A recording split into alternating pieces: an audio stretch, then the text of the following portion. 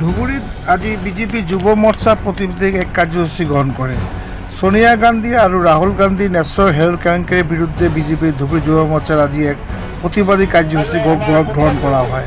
উক্ত কাৰ্যসূচীৰ ধুবুৰী জিলা বিজেপি যুৱ মৰ্চাৰ বহু সদস্য ইয়াতে উপস্থিত থাকে আৰু তেওঁলোকে ৰাহুল গান্ধী আৰু সোনিয়া গান্ধীৰ বিৰুদ্ধে এক বিক্ষোভ প্ৰদৰ্শন কৰে।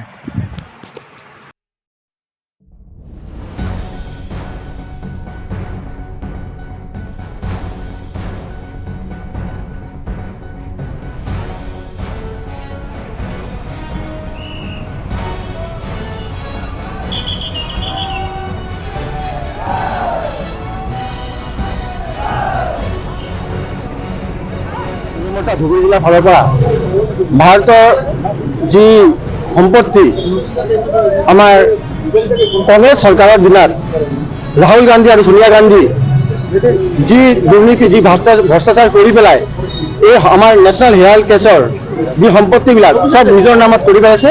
সেই কৰাতে যি কংগ্ৰেছ চৰকাৰ মানে কংগ্ৰেছৰ মানুহে যোৱাকালি আমাৰ গোটেই অসমত যি আমাৰ প্ৰতিবাদ কৰিছে, সেই প্ৰতিবাদৰ ক্ষেত্ৰত যে এটা কলা দিন বুলি আমি সদায় ভাবোঁ যে আজি অসমৰ ৰাজনীতিত এইটো এখন কলা দিন।